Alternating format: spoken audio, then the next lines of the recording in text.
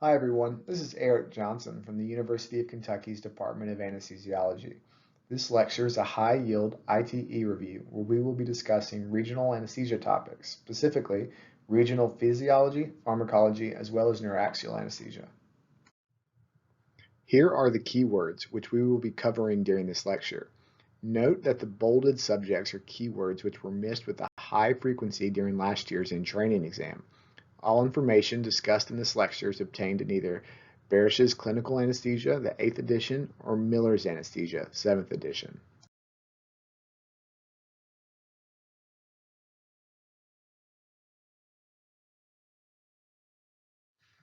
Our first topic is patient-controlled analgesia, or PCAs.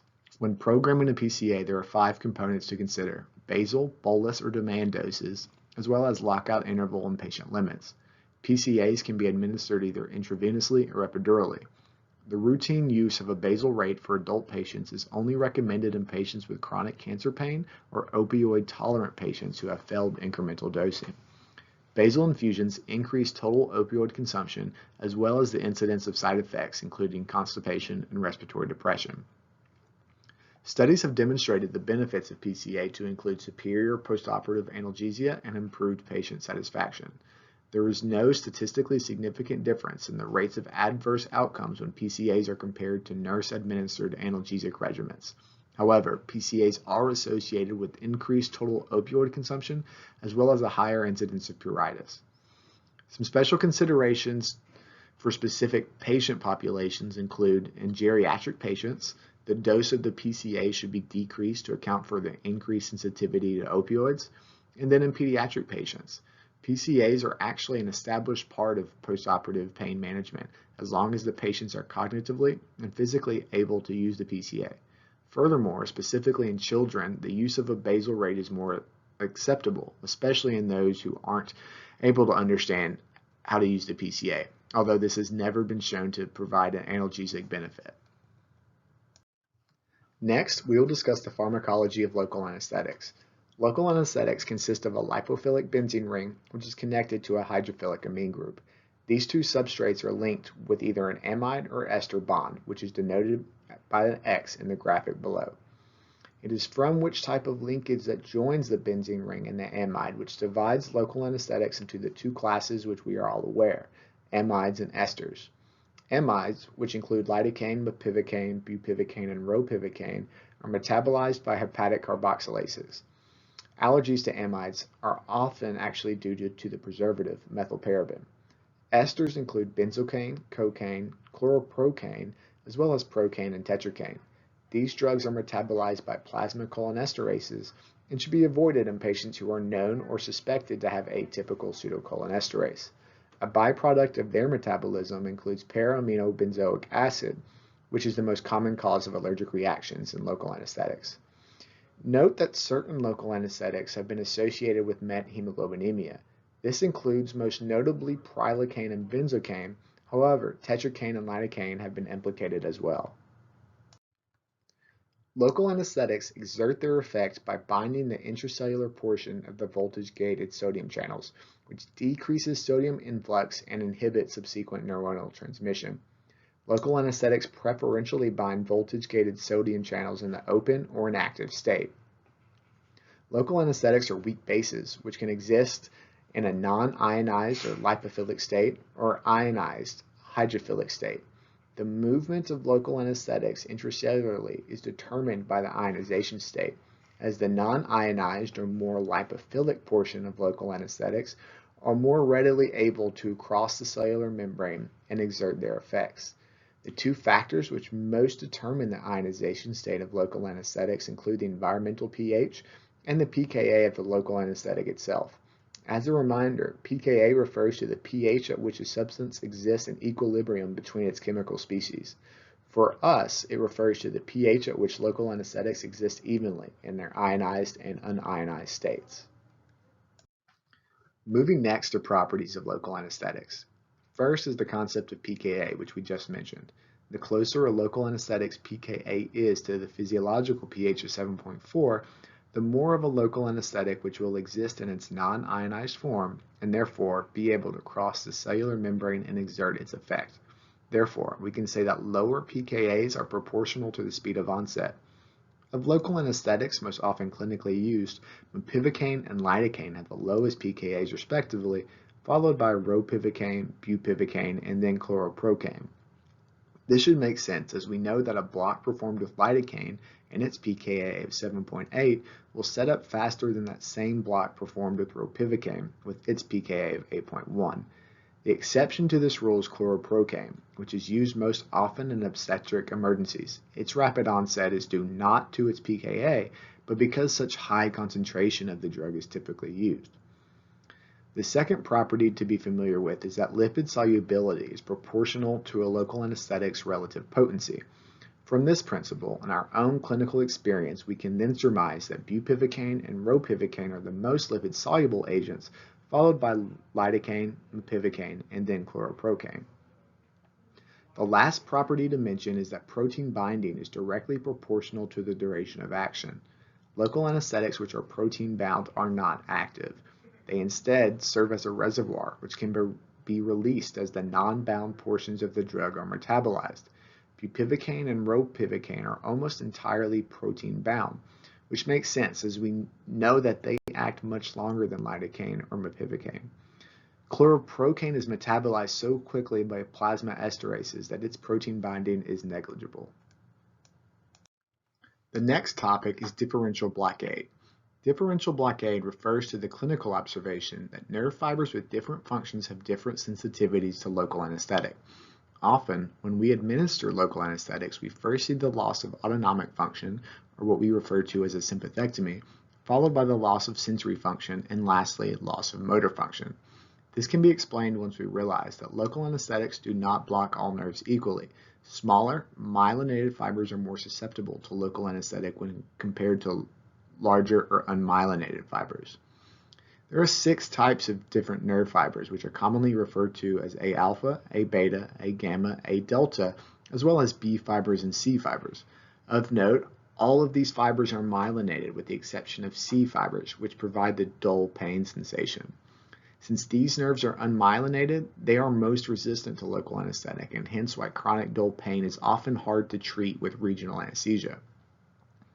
The rest of our nerve fibers are myelinated and ordered in size. For example, our A alpha fibers are larger in diameter than our A beta fibers, which are larger than our A gamma fibers, and so on and so forth.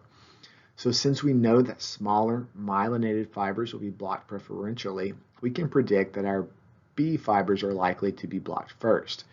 These B fibers are responsible for autonomic function, and this explains why we see sympathectomies first in regional anesthesia. Next, our A delta fibers would be blocked, which are responsible for pain, temperature, and touch. The remaining A fibers, including alpha, beta, and gamma, are myelinated but larger in size, which makes them harder to block. These nerve fibers are responsible for proprioception and motor function and are more difficult to be blocked by local anesthetics. Our next topic is local anesthesia adjuncts. Epinephrine is used most commonly in a concentration of 1 to 200,000 or 5 micrograms per ml. When given with local anesthetics, it decreases the rate of vascular absorption, which decreases peak plasma concentration and ultimately improves the depth and duration of analgesia. It also provides some analgesia via alpha-2 receptors in the brain and spinal cord. Sodium bicarbonate acts to raise the pH of the environment, which can increase the amount of non-ionized local anesthetic which is available to cross the cellular membrane. Administering bicarb increases the speed of onset and the density of the block.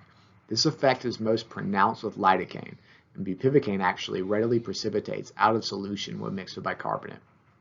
Alpha-2 agonists such as clonidine produce analgesia via spinal and supraspinal adrenergic receptors. Co-administration of alpha-2 agonists with local anesthetics result in a synergistic effect, which is greater when compared to PO or IV administration. On average, clonidine improves duration of the block by about 2 hours, but can cause hypotension and bradycardia.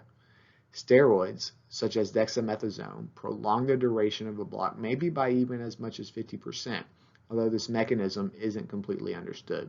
And lastly, opioids produce central and peripheral analgesia, which when administered with local anesthetics neuraxially, act synergistically to speed the onset and improve the quality of the block. The rate of systemic absorption of local anesthetics is dependent upon the location of injection, as well as the dose, volume, drug profile, and possible addition of additives. The sites with the highest rate of absorption include intercostal, followed by caudal, then epidural, brachial plexus blocks, and then lower extremity blocks. A helpful mnemonic that helps me remember this is ICE head to toe. ICE stands for intercostal, caudal, epidural. Then head to toe refers to brachial plexus uptake being greater than lower extremity uptake. Next, we will discuss local anesthetic systemic toxicity, which manifests primarily with neurological or cardiovascular symptoms. Neurological symptoms include altered mental status, agitation, confusion, auditory changes such as ringing in the ears, perioral numbness, or seizures. Later, patients may progress to decreased level of consciousness or even coma. Cardiovascular manifestations include hypotension, AV block, and decreased contractility. Pediatric patients may also demonstrate peak T waves.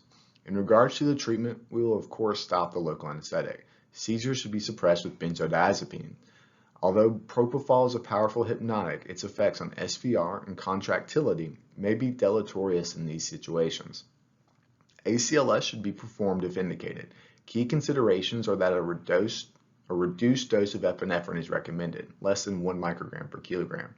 You should also avoid certain cardioactive drugs, specifically vasopressin, calcium channel blockers, and of course lidocaine. For refractory ventricular arrhythmias, amiodarone is recommended. Definitive treatment is lipid emulsion therapy, which should be bolused at a dose of 1.5 milliliters per kilogram and then started as an infusion at a rate of 0.25 milliliters per kilogram. The bolus can be repeated up to twice, and the infusion can be doubled in patients with persistent cardiovascular collapse. We will move next to neuraxial anesthesia. First, let's talk about placement. There are two approaches when performing either an epidural or a spinal, midline and paramedian. For midline approaches, your needle will pass through the skin, subcutaneous tissue, supraspinous ligament, interspinous ligament, ligamentum flavum, and then the epidural space. For a paramedian approach, your needle will pass through the skin, subcutaneous tissue, ligamentum flavum, and then into the epidural space. Either approach can be performed in the sitting or lateral position. This decision is made largely by patient preference and provider experience. Neuraxial needles will typically have either a cutting tip or a pencil point tip. The traditional cutting tip needle is a Quinky, which I remember because Quinky sort of sounds like cut. Cutting tip needles and larger diameter needles are associated with dural puncture headaches. To help understand why this is, look at the graphic on the bottom right of this slide, with a cutting needle on the left and a pencil point needle on the right.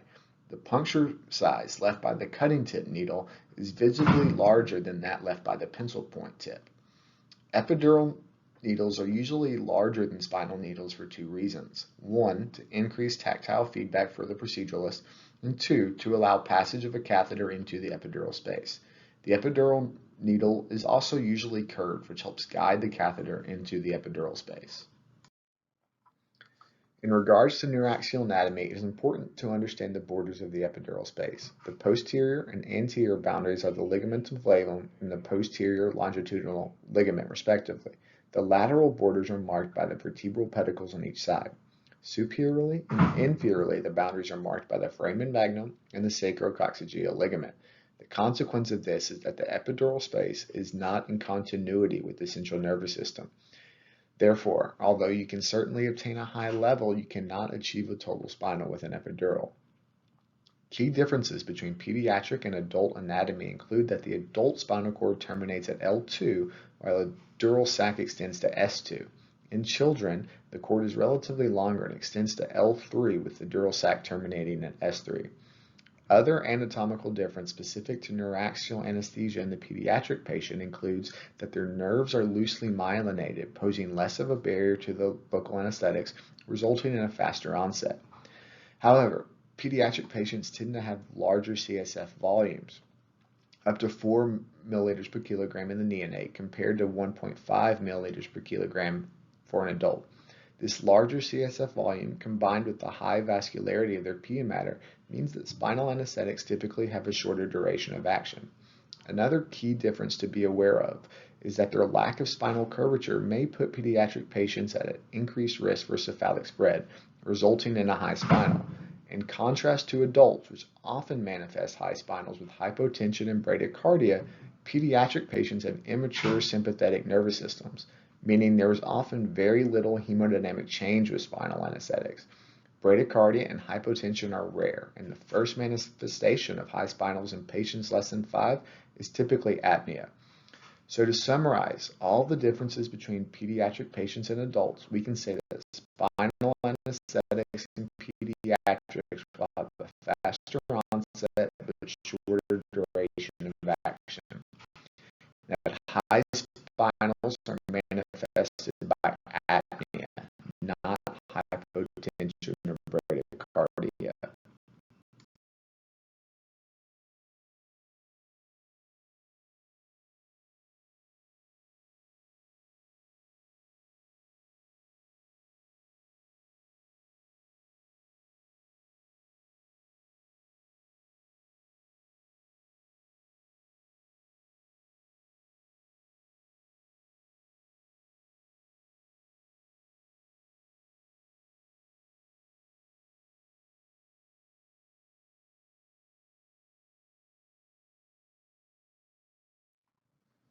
Our next key word is systemic effects of neuraxial anesthesia.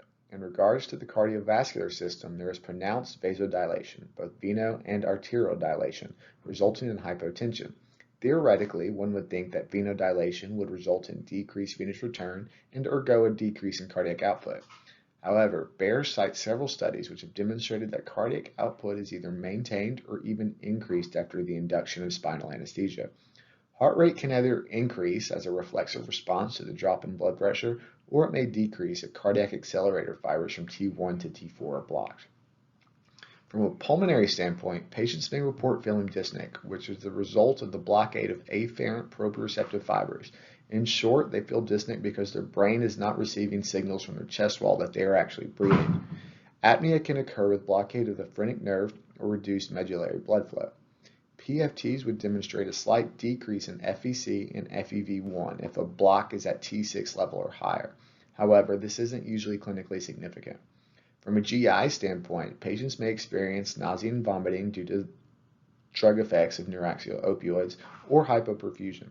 They may also have increased bowel motility, which can be beneficial in terms of decreasing the duration of postoperative ileus. This occurs as a result of the sympathectomy, allowing unopposed parasympathetic tone to predominate on the bowel, as well as decreased systemic opioid use and increased blood flow due to vasodilation. Lastly, urinary retention can occur through inhibition of afferent nerve fibers that sense bladder distension.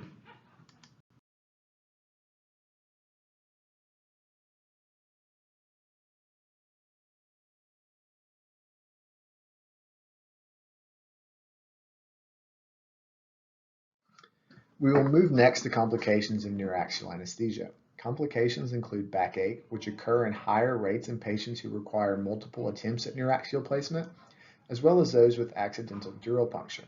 Headaches, or post-dural puncture headaches, we will discuss in greater detail on the next slide. Interestingly, low-frequency hearing loss is associated with subarachnoid anesthesia. It is more common in the elderly and when larger-sized needles are used. High block or total spinals are life-threatening events which occur in approximately 1 out of every 4,000 procedures. Theoretical risk factors include obesity, short stature, performing a spinal after a failed epidural, as well as placing an epidural after an accidental dural puncture. And lastly, permanent neurologic injury, which is fortunately a very rare occurrence and may occur due to direct trauma, mass effect in the form of abscess or hematoma, as well as hypoperfusion, which may occur as a result of systemic hypotension. Post-dural puncture headaches can occur anytime that the dura is punctured and can occur after a spinal or inadvertent dural puncture during an epidural placement. It is believed to occur as a result of CSF loss, which causes intracranial hypotension, which leads to meningeal venodilation, which subsequently causes the headache. Patient risk factors include female gender, pregnant patients, young patients, and those with lower BMIs. As we mentioned earlier, larger size and cutting needles also increase the chance of post-dural puncture headaches. Symptoms are classically frontal or occipital headaches that are positional in nature. They're often worse when in a sitting or standing position and relieved by lying flat. Symptoms must usually occur within 72 hours of the dural puncture. Management is dependent upon the severity of symptoms. The vast majority of patients will have their headache resolved completely within 1 week, even if no intervention is taken.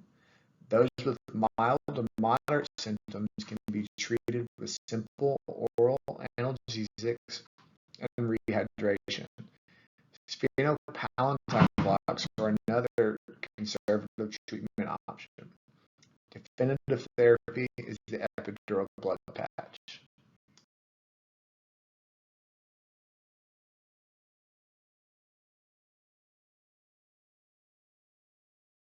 Next, we will discuss neuraxial opioids.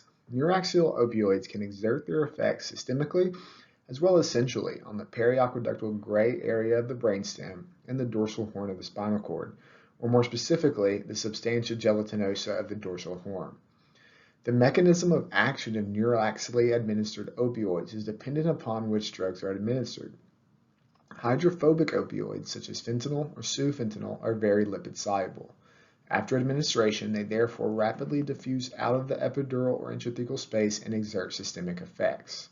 The net result is these drugs provide rapid onset but shorter duration analgesia. However, there is less concern of cephalic spread, as well as a lower risk for the development of certain side effects such as late respiratory depression. On the other hand, hydrophilic opioids such as morphine and hydromorphone are less lipid soluble and therefore tend to remain within the epidural or intrathecal space to produce a delayed but longer duration analgesic effect. They also carry with them a higher incidence of side effects due to the increased cephalic spread. Side effects of neuraxial opioid administration include puritis, which is typically more common following subarachnoid administration.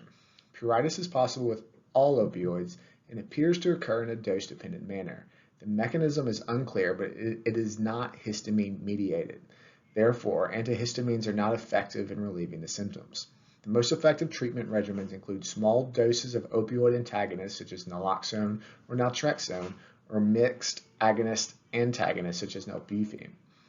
Nausea and vomiting is another possible adverse effect that occurs due to stimulation of the chemoreceptor trigger zone in the area postrema.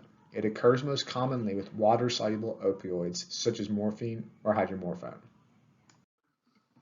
When considering the spread of subarachnoid anesthesia, there are multiple factors which can play a role. We can divide these into drug and patient factors. The most important factor which determines spread is density or baricity. Density refers to the ratio of the mass of a substance to its volume. What we refer to more often clinically is baricity, which is a comparison of two densities. Local anesthetics used clinically are usually hyperbaric, but may be iso or hypobaric. Hyperbaric compounds are composed with dextrose to make them more dense than CSF. After administration, they will flow with gravity to dependent areas of the spine. Due to the natural curvature of the spine, when patients are supine, hyperbaric local anesthetics may accumulate in the upper or mid-thoracic regions. Hyperbaric solutions have been shown to produce more reliable and consistent levels of blockade. Hypobaric mixtures are local anesthetics which are diluted with sterile water. As they are less dense than CSF, they will flow against gravity and settle in non-dependent regions. Other drug-related factors include drug dosage and volume, both of which are directly proportional to the spread of subarachnoid anesthesia. Patient factors include patient positioning, both during and immediately following the injection, as well as the site of injection. Pregnancy is also another interesting factor, as pregnant patients will develop higher levels of block compared to a non-pregnant patient when they are administered the same dose of intrathecal local anesthetic. This is likely due to compression of the dural sac and reduced CSF volume. Height, weight, BMI, and length of the vertebral column may impact spread, but this impact does not appear to be clinically significant. Increasing age is associated with slower onset and longer duration, but does not affect the extent of the block.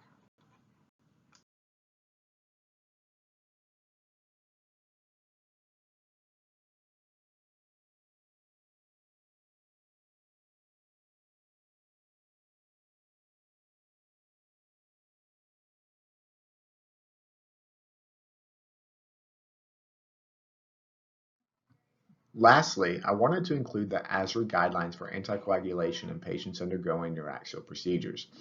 I've included in this table some of the more commonly used anticoagulants which we see clinically and the ASRA recommendation for when to hold and restart medications for both the procedure itself and removal of the catheter. Due to time constraints, I won't discuss this graph in detail, but I hope that you're able to use it to study as you're getting ready for your exam. Thanks for listening to this lecture. As this was designed to be an ITE high-yield review lecture, I recognize that we did not go into great depth on any of the topics discussed. If you have any questions over any topic covered or want to discuss anything in greater detail, please let me know. Here's one of my favorite pictures of my wife and I fishing the Goshen Prong of the Little River watershed in the Great Smoky Mountains National Park. As y'all are studying, don't forget to make time for what makes you happy.